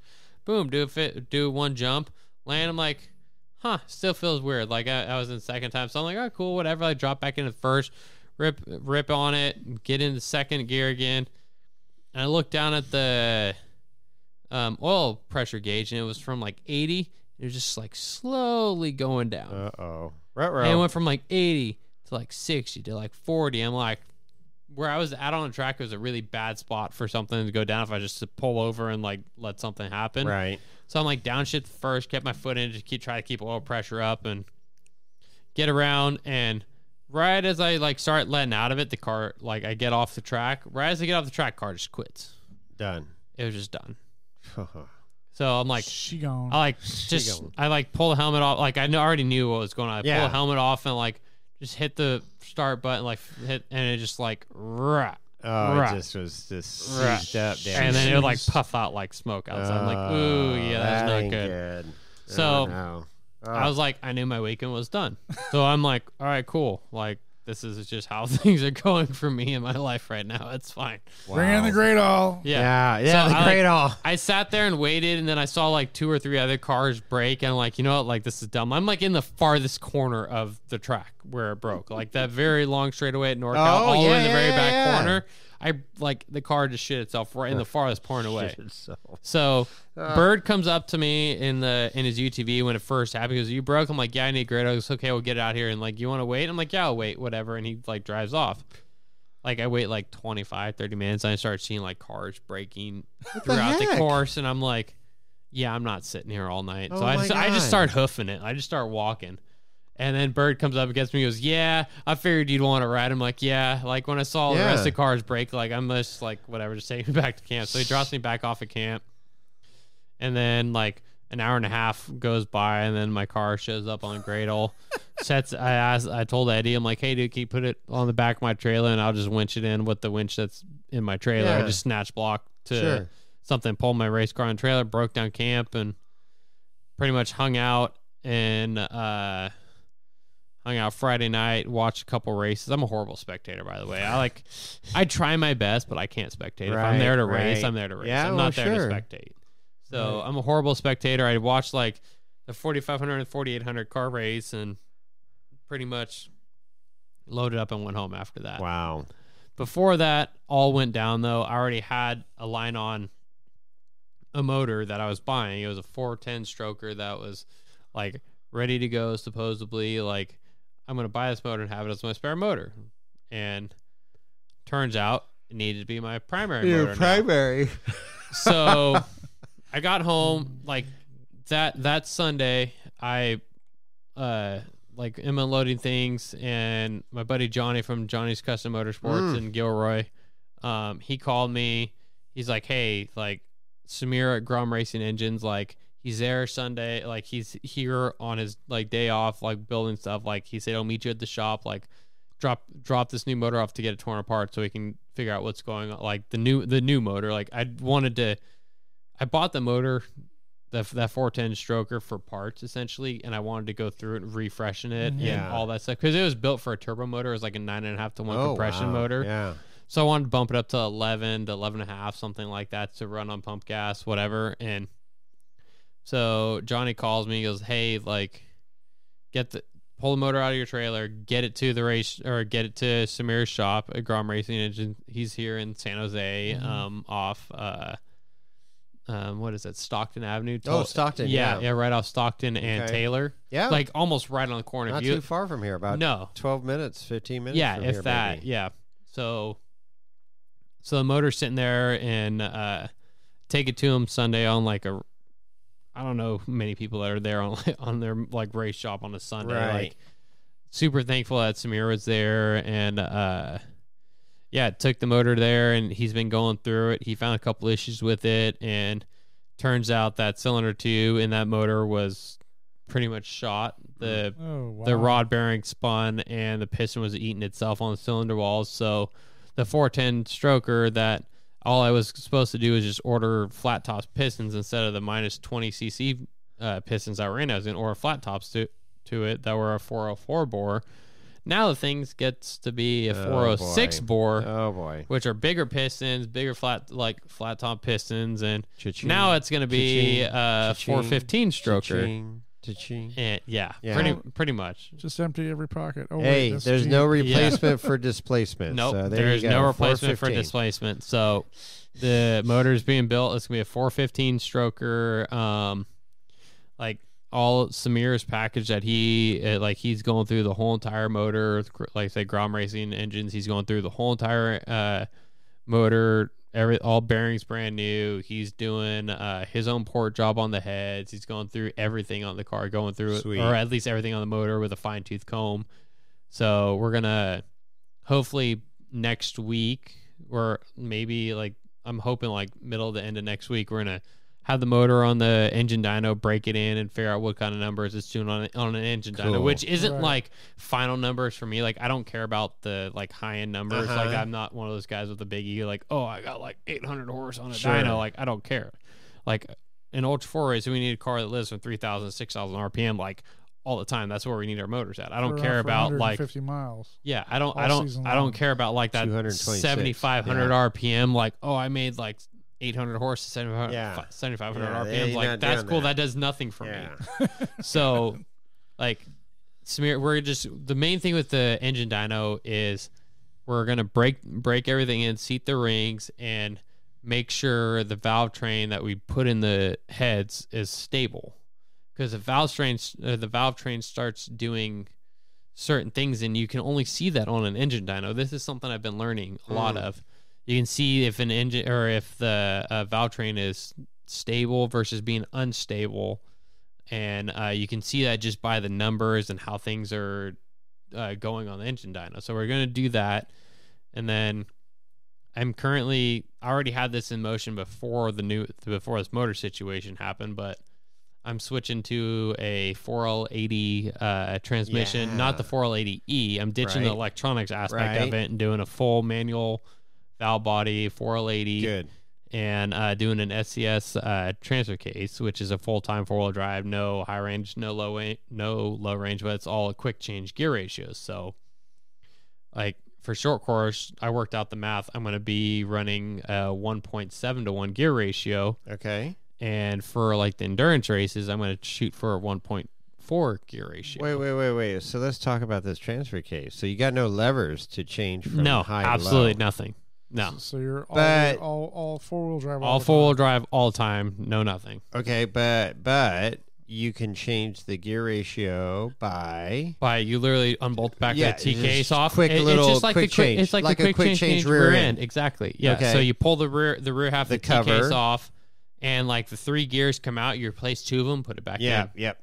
Essentially, you're just replacing 2 out of the 3 gears. Got it. And you change the ratio of the transfer case. Yeah, that makes it difficult if and- you are the king of the hammers and you want to go into low range. You got to like get out and See, this is where I haven't quite like figured out what I want to do for hammers yet. I still like that Turbo 350 and the 205 is sitting on the shelf in the new shop, and it's sitting on the shelf, and it can stay there. Yeah. And hammers, I'm debating on if I want to put that back in. I haven't figured it out yet. I'm going to go down over Thanksgiving with the 4L80 and the 1.4 gear ratio and see if I'm happy with the cruising speed in the desert and the rock crawling ability that it has. It's going to be a completely different driving style because I live off of like my rock crawling background. I live off of being able to do front digs and rear digs in the car. Now I'm not going to be able to do anything, so I got to figure out how to drive the car. It's a completely new driving style for me. Are you selectable lockers or are you? No, I'm spooled front back. It's spooled. I'm spooled front back, less moving parts, and that's kind of the theory behind the SCS case too. Is less moving parts. Well, I get it, but I mean, you're literally a tractor. Essentially, yeah. I mean, a tractor that can go over 100 miles an hour, but So so I worked out the gear ratios with the 1.7 or 1.7 to 1 gear ratio. I run 583 gears in the diffs. The overdrive in the 4L80 is like a 0.75, and then the tire size of the 37-inch Falcon MTs that I run, it's like a 36 and a half, like 36 like 0.3. It's not like technically like a quote unquote true 37. It's a tad bit shorter. So worked out all the gear ratios with the 1.7 to 1, which I want to run on short course, should net me like 95 mile an hour. Okay. In overdrive. And then with the 1.4, it should net me about 113 still. And this is at 6,500 RPM. Wow. And honestly, at hammers, we're maybe over 100 mile an hour in like the AMC race once or twice. Like to me, that the once or twice doesn't necessarily mean that much. I'd much rather have that like those drag races that are in and out of the rock trails, in and out of like the corners through the desert. Those are what I want to win. If you make up the ground in those like 1,000 of drag races, if you win 1,000 of those drag races, so what? You lose the one in the middle of the desert where you're doing 113 when the other guys are doing like 125. Like, pretty sure the like 100 to 200 like drag races you're winning is going to outnumber the one drag race you lost in the middle of the desert. Right. So, okay. Yeah, it's a sense. That's interesting. It's a theory that the 4,400 guys, like a lot of guys are going to the SCS case. I'm not sure of many 4,500 class guys that are running the SCS case yet, and I'm like one of the I think there may be at least one other car with it, but I'm not 100% sure on that. But I know for a fact that I'm definitely one of the few guys that are stepping to the SCS case. Yeah, interesting. Yeah, that's cool. Just trying to make the car a little bit faster, and weirdly enough, with the 4L80 and the SCS case, I'm actually shaving 50 pounds off my race car, which my car is already right around like King of the Hammers race ready with 22 gallons of fuel, spares, everything on it was like 4230. Wow. So already shaving 50 pounds off of that. When it comes to short course stuff, my car is down to 3,900 pounds anyway, because I like literally rip everything off the car that doesn't need to be there. So shaving 50 pounds off the car is a lot. That is, yeah. And hopefully the new motor will be get below 4. Yeah. Yeah. And with the new 415 stroker, I'm hoping it'll be right around 650 horse. So that's the crossing my fingers at the crank. Wow. Yeah, 650 horse at the crank, hopefully. Right on. Man. man. Now, you mentioned something about a new shop. Yeah. So, I got to see it. yeah, Jason was over at the new shop. Yeah. You just get around, man. Well, I do. It's part of my. I got a lot of windshield time. He was doing a job in Morgan Hill, and he found out I got a new shop. I'm moving out of my house and needed a shop space, so I ended up renting a 1,200 square foot shop in essentially downtown Morgan Hill. It's a nice area. And the numbering sucks of the shop. Good luck finding them, but otherwise, it's a little confusing to get to where I'm at. But did you throw some dirt on the floor? Well, if he followed the pin I dropped for him, it would have taken him right to where I was at. But well, he I just typed in the address. I just typed in the address in Waze. But, yeah. Well, no, I did a scenic. I saw the whole facility. Complex. Yeah, the it's whole a very compound. nice complex. Yeah, there's a lot of cool shops in there and Yeah. a lot of race car shit going on there. yeah. Yeah, But so I got a 1,200 square foot shop now. Have my own lift in it. Yes. I bought the lift that's in it. that has a Wheeling Wine and Whiskey sticker Yep. on each side of it now. Yep. Then just slowly moved everything that was in the shack when you guys came and did that episode like 2 episodes ago. I think it was the dirt floor. Yeah. So that is no longer. I'm not dealing with dirt floor. Not dealing with gravel anymore. Yeah. Not dealing with the flood. Like Oh, anything that leaking. big drain. Yeah. The big drain. I'm not Mona. dealing with the big drain. Not dealing with the shack leaking water on me while I'm working on stuff. I'm not dealing with any of Well, that it doesn't stuff. rain here, though. It doesn't rain here. Yeah. tarp roof. Yeah, the tarp roof. I'm not dealing with any of that anymore. It's like a legit shop now. Wow. So, yeah, I've been putting off It's nice. been putting off projects that I've been supposed to do for customers for 13 Fab, and been putting it off because I was supposed to be getting a shop back in March, but it just didn't open up in time. And now that it finally opened up, now it's April. Got literally my whole entire garage shack moved in 3 days. Sweet. Yeah, did everything in 3 days and busted ass, got it done. Then got the race car in there, pulled the tranny T case out of it, pulled the old motor out of it, and just waiting for all the new stuff to get here. And then already got a guy coming in tomorrow, actually Saturday, to drop off a rig to get a little bit of work done on it. Nice. So that's the first project in the new shop, less my own race car. Make some money. Trying to. Yeah. Pay for a new motor. Pay that rent, pay the money for the motor. No, it's cool. It's a cool deal. It's nice. I mean, it gives you nice place to work on stuff. So. Yeah, exactly. Yeah. Super cool. Yeah, pretty stoked about it. It's been like a dream of mine to literally essentially own my own shop, and even though I don't quote unquote own it, but I rent the space, but it's my own space to work on stuff, and it's legit. Yeah, it's way more legit than the shack that I was working out of. You got a sound system so you can listen to our show? He does. Yeah, I have a pretty bitchin' sound system in there now. Refrigerator, microwave. Yeah, you know, a little mini fridge and microwave in there so I can drink some CL. It's been christened by Luna. Yeah, Luna did.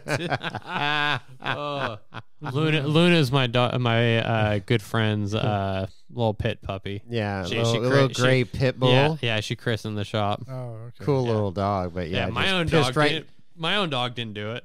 His dog did. Pissed right in the middle of the shop. Literally right next to the lift. No F's to give. Just right there in the middle of the shop. Yep. This is my space now. Yep. That's basically what she said. Marking is her territory. Yeah. If she could have flipped you off, I think she would have. I'm pretty sure it's exactly what she would have. Lorenzo, shut up. Shut up, Lorenzo. That's cool, man.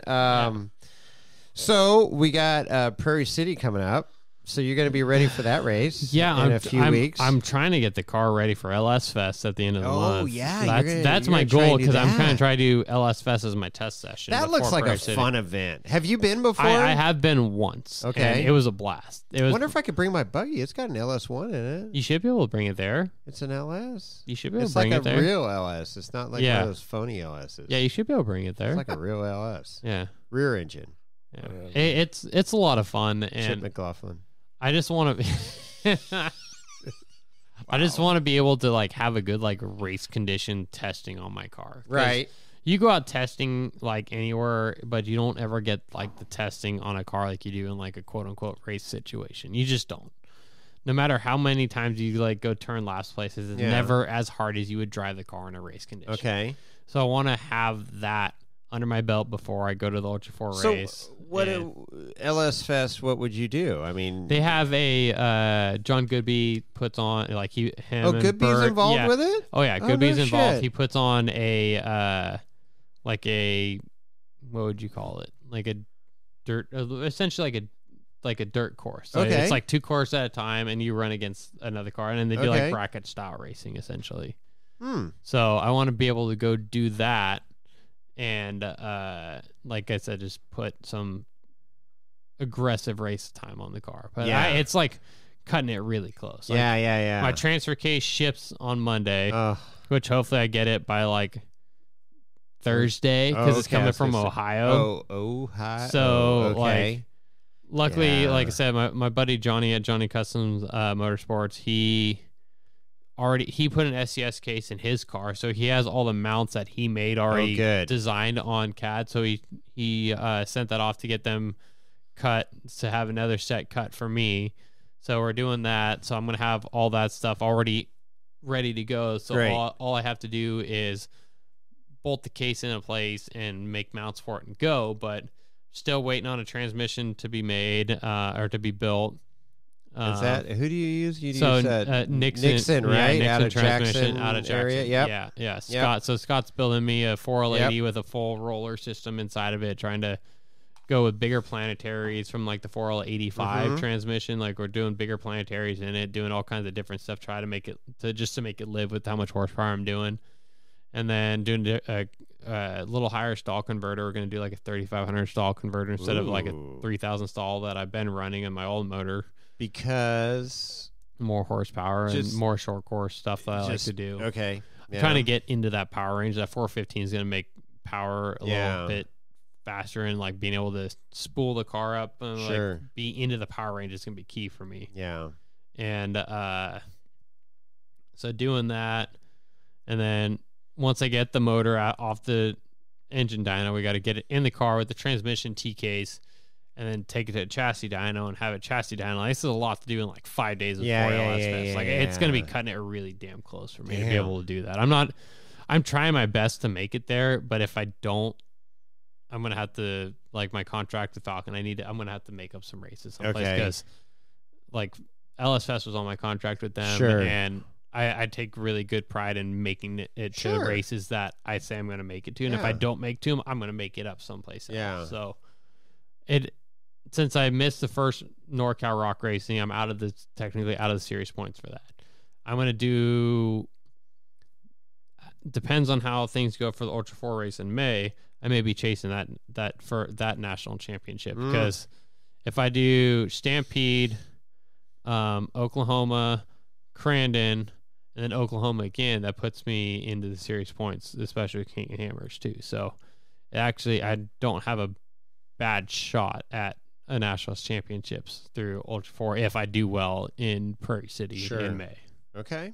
So it's trying to figure out what's going to work best and what's not going to work for me. Yeah. Well, you got to do what you got to do, and you're just limited on what you got coming into the shop there as far as parts. Exactly. Yeah, I'm at like everything. The mercy. I'm at the mercy of like shipping and getting parts. At this point. Everybody is. Yeah, and that's what's kind of world. It's tough to do that right now. Yeah, it is.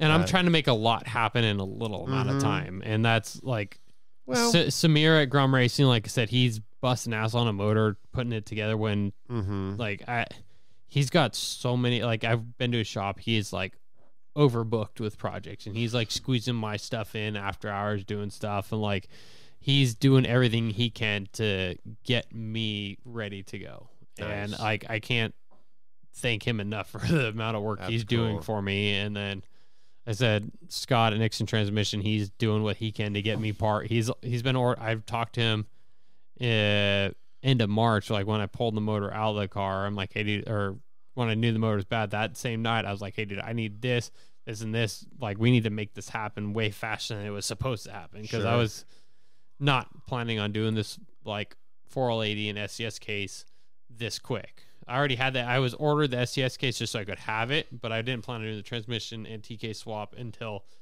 later this year. So that's new drivelines too. So the Turbo 350 and 205 with the adapter, is almost like the 480 in the SCS case. They're like really close. Really? Okay. It's like really close to the same overall length. Okay. And I'm hoping like I won't have to change a whole lot. Okay. I'm really like. That'd be a little bit of a money saving, huh? Yeah. Yeah. Yeah. And if I do, like, I know Stevie over at South Bay Driveline, because Steve is down in Mexico now, like living his best life in Mexico. Yeah, he really is. His kid Stevie is like busting Yeah. ass and taking care of the shop.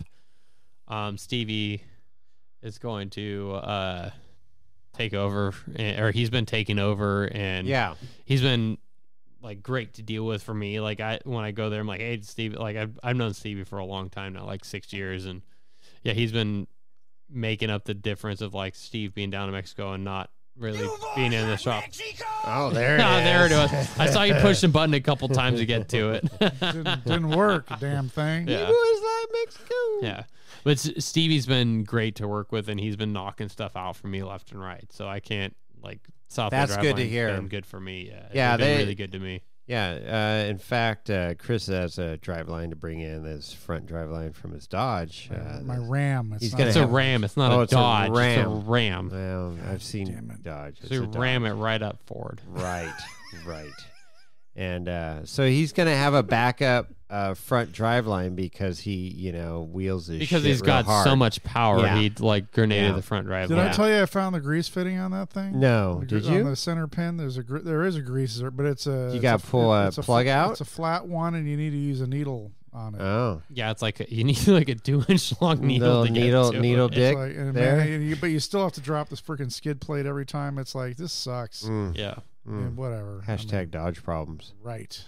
Well, whatever. That's what happens when you have power. Well, right. your front drive line's spinning all the time. I know. Like hashtag you're so 2000 late. It's like there's hubs and shit nowadays. Let me just go buy another truck. Oh, I did. No, yeah, there you go. Hashtag Chris money. Yeah, hashtag Chris money. You can't put that camper in that new S10 you got there. It's not. It's a Colorado. Well, it's an S10. It's Let's a just call it Colorado. what it is. Dude, have you ever driven an S10? This I truck have. is way nicer than an S10. It is a Colorado. It's the modern version of an S10. S10 That's pretty accurate. It's pretty accurate. He's not right? wrong. He's not just wrong. pretty accurate. So, yeah, there you go. Fuck you, man. No, it's a nice truck. I'm not. S10s are cool, but it's a modern day S10. Anyway, Let's just call it what it is. All right. Anything else there, Justin? Anything think else I'm on good. the Dodge hater, S10 hater podcast here? No, I covered all my bases. No, and so everything. that's cool, man. I love in the livery. We talked about that, right? Livery. Wow. Yeah, we talked about that in the December episode. But I know, but your car looks fucking badass, dude. Oh, thank you. Yeah, I appreciate that. It's cool. And so I learned when I went and visited you the other day at your shop. Jason can learn something new. Wow. I do. I learn a few things here and there. Always open to new things.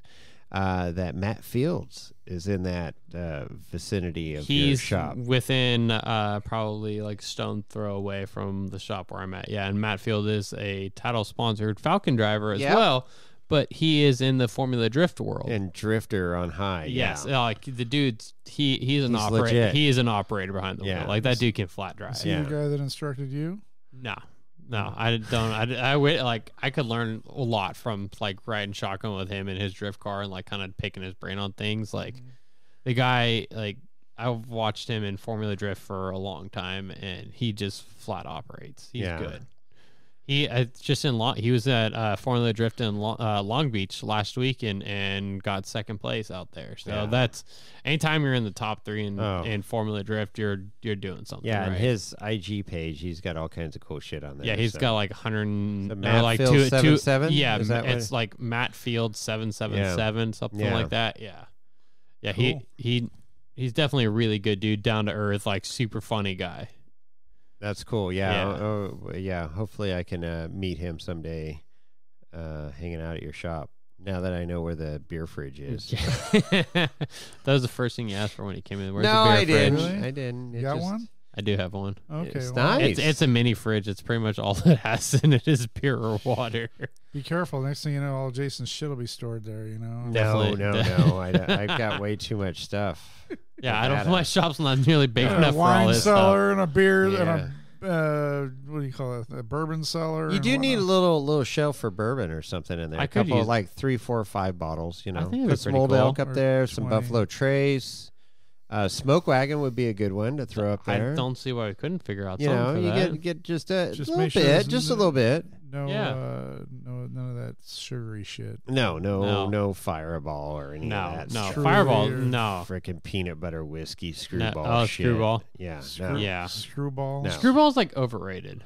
Well, it's like if you're in high school, it's a great, but you know. Well, like if you do that and what do you mix with that Chamboy or something like that? Makes like peanut butter and jelly or something like that. Killing me. Oh my God! Killing me. Yeah. So, Yeah. oh God, I just. Yeah. It's pretty rough. It's like mixing. It's like mixing a horse and a donkey. Yeah, Oh, what is yeah. that called, Yeah, Chris? what is that called, We were Chris? talking about that earlier today. A dorse? A dorse. No, A no, I dorse think it was more of or- a honky. A A honky. honky, a horse and a donkey, a honky. Look at Chris. He said that earlier tonight. He said we're like the fifth or And you're sixth not time of wrong. talking about this, and he's still like And you're not wrong. laughing his ass off. Why hasn't that Well, been patented? Why is it a mule? Yeah, when you why mix is it called a mule? Yeah. Why isn't it a honky or a dorse? Yeah. I don't get it. A dorse, we can cancel dorse out. Why isn't it It's called a a horse and a honky? donkey. Look at Lorenzo. He's getting nervous over there right now. He's like, "You're talking about my people." It's like his like You're not a second and freaking third mule. cousin, like twice Exactly. removed or whatever. Exactly. I don't know. Anyway. Yeah, he's no, he's not liking that. Well, I hope we see you up there at Prairie City in May. Oh, I'll be there. That's I'll gonna be be there awesome. one way or another. Yeah. Hopefully, I have a car that's running and driving because the last time I saw you guys, it didn't really work out. too No, well. That was but NorCal Rock we one. got to catch up. Well, I did because Chris never made it to the NorCal Yeah. race. Oh, He I'll was be there. like I'm working. loading the camper up next week. Yeah, gonna be he's there. already getting Yeah, prepped. you getting ready? Well, yeah, he's got a new truck that he He can does. just like drive that to work. Yeah, every day and yeah, just he- load the he- dogs. exactly. out. That's Yeah. the luxury. story. Now I have a daily driver because That Yeah. was it. That was he had a daily Must driver be nice. before. Now he's got one of his own. Must be nice. Yeah, it is. It is Hashtag nice. Chris money. Yeah. Do you have Yep. a daily? How many cars do you have? I have a 2013 Ram, and that's my only street legal vehicle. Street legal vehicle. Wait, the trail race, not street. Oh no, No. it's, It has a license plate. I Samurai don't ain't necessarily le- think that it's thing street ain't legal. I don't think legal. it'll do over like 40 miles. Yeah, an yeah, hour. yeah. Jason might have a car he can loan you. He's got Yeah. 18 of them. Well, I'll take that nice one? blue one? OBS F-150 off his There you hands. go. Yeah, So- there you a lot of go. people- a lot of people would take that. Yeah. off Yeah, I'll his gladly take that off his hands. Do you know how to drive a stick? I do. Mm-hmm. I do. That's a 5-speed. It's theft prevention right now Yeah. It is. for most people. Oh, yeah. Yeah. Most millennials don't know how to do that. What is that thing? You got that or the blue and white Shelby. That's for sale. Is it? Yeah, everything's for sale. Everything's Chris. I'll take that F-150 over the Okay. Shelby. You're like All Cody, right. Cody Wagner over there. Everything. That's right. The Just- problem just is clean with house the- and with- start over again. The problem is with the Mustang, if you drive a Mustang, you immediately just got to hit crowds of people. Well, I don't know how I feel about that. I thought those were Chargers You and need- Yeah. Challengers. I think No, that's just like a prerequisite of owning a Mustang. There's so many YouTube videos. It's so sad. There's idiots that don't know how to drive. No. They need to They're go all to, Mustang owners. They are, unfortunately. It's just like Dodge owners and Wow. stuff, you know. So I don't know. Anyways. Wait, who makes Mustang? Well, Ford? no, Ford does. but Ford makes Dodges, Mustang. you know, Weird. they're going Weird. slow on the freeway and causing traffic jams. So Nice. Speaking know. of traffic But they're jams. not Speaking of driving traffic into crowds of people. no, Why did it take me 3 hours to go a mile, 2.5 miles yesterday? because you live in the Bay Area. I live in the Bay Area. Uh, Somebody got shot what? on the freeway in Livermore. On They got 580. shot That's on exciting. the freeway? There was a shooting yesterday, and I got stuck in that traffic jam when they closed 580. It was like a Mm. drive-by. They don't know. I mean, they're being so freaking Sweeping tight it under the with carpet? tight with the details. They're not Oh. telling. They Interesting. just said somebody got shot. It wasn't life-threatening. They got transported to the hospital. They closed 580 in Livermore for 3 hours, and I was stuck in the traffic jam. Oh, that's shitty. Oh, it sucked. It Welcome to the sucked. Bay That's Area. really shitty. Reason number 972 why I'm moving to Nevada. Right. There it you is. go. Once you actually move, you're not moving yet. Well, Yeah, but I'm in process. I know. The- Yeah, you- Yeah, The, every- the you guys are pendulum, the pendulum is swinging. yeah, you could buy Cody Wagner's RV and you could live in that. Just No, buy- no, buy a his, parcel not of the land. RV. You just need his overlanding van. that he has now. Oh, no, that's his yeah, wife's that's van. his His van. wife's van. His Yeah. wife's van. Yeah. She's loving that thing. That too. thing is pretty bitchin'. I'm It's not gonna cool, lie. it's cool. I like randomly saw an Rocking the van Instagram life. story of it. I'm like, that was actually pretty cool. Yeah, Man. it's pretty funny. Hashtag van life. Yeah, the van life. Well, cool, man. Thanks for coming down to the studio. Appreciate it. And Thank you hanging for having out. me again for like number 5 now. I think. Yeah, I don't know. Yeah, you're either 5 or you're 6. definitely on the top 4 Catching of up. our return I guests. just got to beat X Racer Kevin Jones. Well, you know, Ultra 4 Jones. it's you're gaining on him. You know, not Him racing and anymore. Amber, you know, Yeah. Amber's up there. Oh, too. Amber's way up there. That's Yeah, I probably won't beat her on that one. She's been a guest host a few times, Yeah. and yeah, that's going to be hard to beat. But you know, Did she take recording equipment to Moab when she's gonna be there? yeah, for the yeah. I JS? gave her the wireless mics and the Zoom, so she's going to be recording remotely in Moab for us. So that's going to be pretty cool. awesome. You yeah. watch. She's gonna check in now. Yeah, exactly. Right on, Justin. Well, thank you so much. Yeah, thank you guys for having me again. Thanks for the Yeah, food and hit your awesome IGs bourbon. there. You got 13 Fab. I got you 13 Fabrication, Rock Hard Racing, and then my personal page is that Justin 13. That Justin 13. That's right. That's my personal page. Yeah, I don't even yeah. know where you can Outside, see if the you dog. want to hear like any or see anything outside of like racing and fabrication, that's the page to go to. That's where you see the dog. But it is a private page though, so Oh, I so have you to have go to through accept. and like accept people. Now, who do want you to be on have there. like the pick the 4 pictures that have a stoplight? and No, like I don't. that I don't have vetting? any of Are that. you a No. robot? No, I don't care I'm a about that. robot. Street signs, Yeah, like or like I came across one I was paying a bill and it How many said like palm trees? they like selected pictures with a chimney in it. Yeah. And I was like, there's only like 2 photos with a chimney in it. Who the hell pictures of a chimney? dude, some of those I fail. I'm like, You well, missed I like picked- half of like yeah, they're I like a picked quarter of a and then we're photo. like, try again. Do you not know what a palm tree looks like? Yeah, well, I don't know. There's some things that just it's like pick the bicyclist, and I pick the 2 pictures of the bicycle. But well, there's a third one with but a then tire there's a in third it. one with like a quarter of the fucking tire in it Yeah. that you're supposed to click. Uh-huh. Okay, so this kind of turned into a rant. So there it Yeah. is. You haven't done a rant in a long time. You need to do a rant, Chris. You haven't. You're so relaxed in your new job. You have no cares in the world. No I did a F's rant to about give. Being in a shootout on the freeway and stuck out. For 3 Yeah, hours. but you used to get so angry on the I'm podcast. so your chill rants. now. I'm now not look at angry you. anymore. Your heart medicine's kicking in. It's all working I good. know, I'm good. You're It's like, all good. yeah. All right. Well, hey, it's been good stuff here. So let's we'll circle back at NorCal races. It'll be The Ultra 4 race at Prairie NorCal, City. Prairie City. Prairie City. Folsom, The California. Second, is that Folsom? No. It is considered Folsom. Is it considered Yeah. Folsom? Really? I thought that was well, Rancho Folsom Cordova. County It might be Bridge, like yeah. Rancho Cordova, but I always considered Folsom. Yeah, but the anyways, It Ultra is May 13th It's the second- and 14th. second weekend, right? Yeah, May 13th and 14th. Yeah, 13th, 13th is 14th. qualifying and 14th is race day. Justin Hall's All gonna right. be there. Wheeling Wine We're Whiskey's we're gonna be there Look us up. camping. Yeah, we're gonna you will find our tent our camp Well, the because we're banner's gonna up. we're gonna have banjos playing and everything, so you Dun, can't dun, miss dun, us. dun, The dun, Peter dun, dun, heater. dun, dun, dun, dun, and it was ding, ding, ding, The ding, Deliverance. ding. Deliverance. That's right.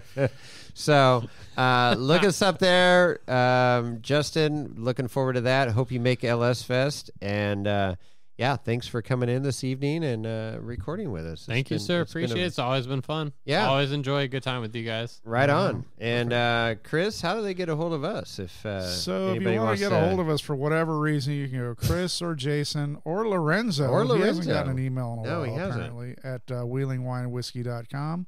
Don't forget about the Instagram. He's a little butthurt, by the way. Oh, fuck him. He hasn't gotten any fan mail. Wow. Wow. See, Lorenzo? Tell us how you really feel, Yeah, Chris. look at him. He's like, that's why he's living at my house. Dude, I came over here and nothing was set up. I had to set everything up. It was bullshit, you know. Well, he had some cables out and stuff. He Well, did first a few off, he things. doesn't have thumbs. Yeah, he doesn't have opposable thumbs, so that Thumbs. he can't plug in the mic cords. glue. Glue. We need glue. We need glue. Anyways, okay. So you get us to the Instagram, Wheeling Wine and Whiskey. And of course, don't forget, you can leave a voicemail at our phone number, 408-800-5169. What's that number, Jason? 800. No, 408-800-5169. 408-800. Well, it should be an 800 number. We should be toll free. 408-800-5169. And we've got some voicemails we need to play the next go round because Van down by the river. Oh boy, did he call in? No, but it kicked off some good ones. Oh so, shit. We will do that the next podcast. And we have updates on our Patreon too that we'll bring you up to speed with. Yeah, we got it. Oh man, we got to get that in. We might have to do a bonus episode about that. I think so. So stay tuned. Big things happening here at Wheeling Wine and Whiskey. We are the forefront of information for the Ultra 4 world of racing. That's right. Fastest growing off-road national podcast. Universal. Ends. Anyways, great times. Yeah. And with that, Chris, that's all I've got. Okay, we're out.